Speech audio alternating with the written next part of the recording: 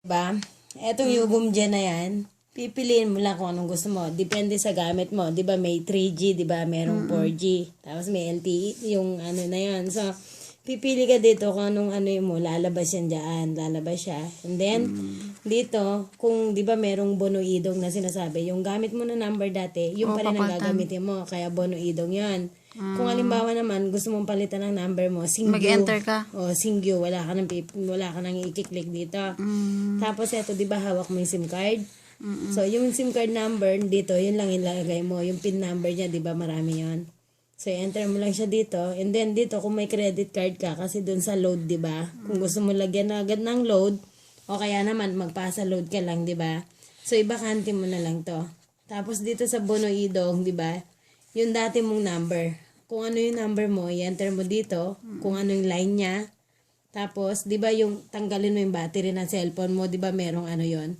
Yung number sa likod. Serial number. Etong Giro kasi na to, eto yung resibo na dumadating. Kasi yan, dapat meron yung mga yan para malipat yung dati mong number. Tapos, nandito siya, yung serial number niya, ilagay mo dyan. And then, dito yung Terein. Ibig sabihin, di ba kasi Terejom ka, di ba? Agent. So, lagay mo rin yung code number mo dito. I-check mo, tapos yung pangalan mo, yung number mo. So, pag i-click mo to, tapos na, babalik sa yung ano, yung voice phishing, tatawag sa'yo ang company. Napilapan mo na lahat yan. And then, pagtawag niya, pag walang problema, nandiyan na kagad yung number sa ano. Pero kung may problema, sasabihin naman kung ano yung problema. So, halimbawa, hindi mag-match yung ano niya, yung cellphone niya, hindi mag-match yung serial number, o kaya naman, kung nilagay mo yung bank account, kung iba yung bank account na, ang ano kasi dyan, kung yung nung nilinyan mo, di ba, nagbigay ka ng bank account, yung last digit nun ang kukunin. Last digit, tapos magmamatch na siya, ayan, tapos may number ka na, pagtawag nito.